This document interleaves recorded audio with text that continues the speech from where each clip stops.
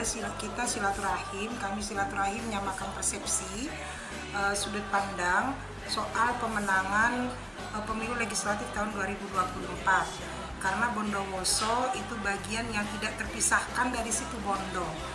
Di satu sisi ini, sisi kesamaannya ini dari sisi dapil, ini satu dapil, situ Bondo Bondowoso Banyuwangi. Yang kedua, kulturnya ini juga sama.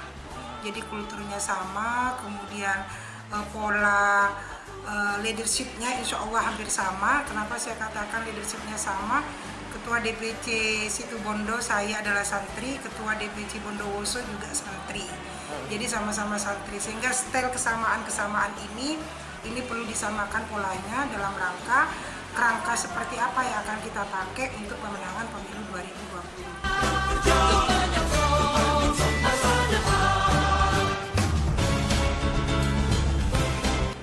Bagi saya di LPP sebagai Laksana Pemenangan Pemilu sangat membantu. Satu, kenapa? Situ Bondowoso kulturnya sama, karakter masyarakatnya sama. Jadi hampir bisa dipastikan kalau situ Bondo merencanakan strategi konsolidasi aktivasi pengurus, saya rasa kita akan terbantu.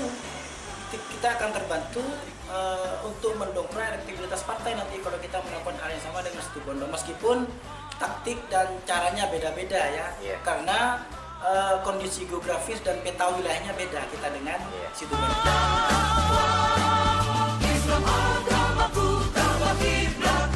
Kalau bicara kerangka, tentu pertama adalah konsolidasi keorganisasian, bagaimana ini masif mulai tingkat DPC, PAC sampai ke ranting.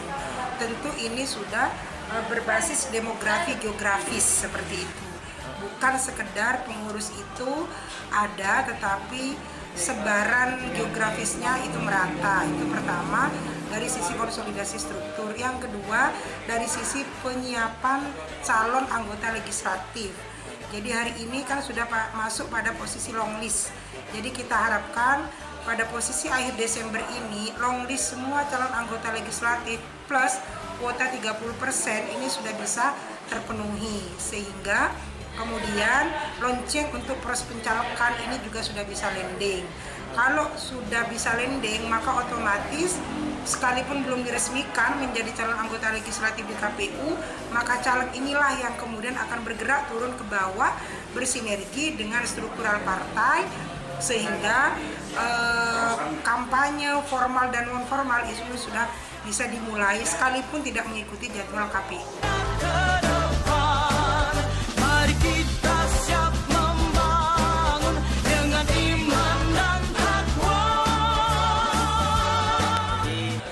Hasil dari pertemuan silaturahim di DPW P3 kemarin sempat kita koordinasi karena kemarin diminta oleh DPW untuk menyampaikan pandangan terkait dengan pemenangan P3 di 2024. Kita mencoba berkoordinasi, cuma waktu itu tidak sempat, jadi kita tidak lanjut di sini. Beliau usai selaku DPRD provinsi datang ke sini silaturahmi sambil lalu kita sharing bagaimana persiapan di 2024.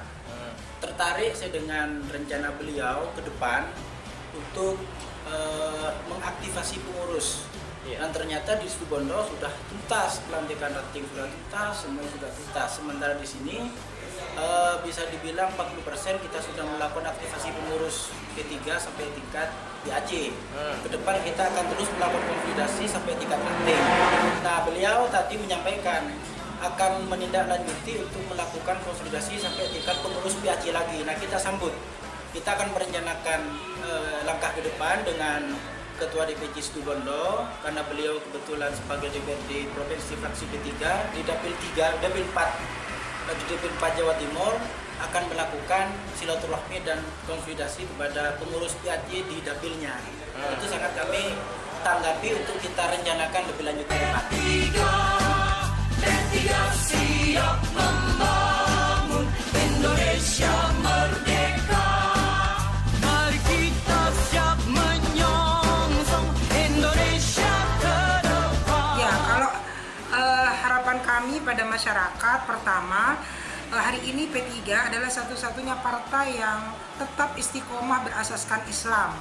Maka tentu kepentingan Islam ala Ahlussunnah wal Jamaah ini harus tetap tegak berdiri, Siapa yang akan mempertahankan ini? Tentu adalah kader-kader kita yang ditempatkan di eksekutif dan legislatif. Bagaimana menempatkan mereka? Tentu lewat partai politik. Maka tidak ada kata lain agar Islam al-Ahlussunnah wal Jamaah berikut prinsip perjuangannya ini tetap membumi, maka P3 harus besar, P3 harus jadi pemenang, sehingga kader-kadernya bisa menerjemahkan apa yang menjadi prinsip perjuangan P3. Itu yang pertama.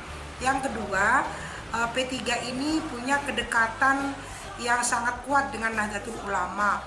Jadi kalau ditanya partai apa yang dilahirkan dari rahim NU, maka P3 lah satu-satunya yang dilahirkan dari rahim NU secara kelembagaan. Bahwa kemudian hari ini ada partai yang juga dilahirkan oleh NU, yang melahirkan adalah tokoh-tokoh NU partai tersebut, bukan lembaga NU.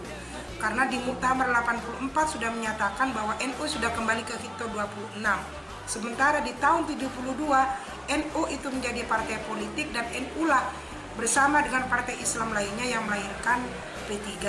Maka siapa yang mencintai NU, kembalilah ke rumah besar umat Islam, Ka'bah kiblatku, P3 pilih.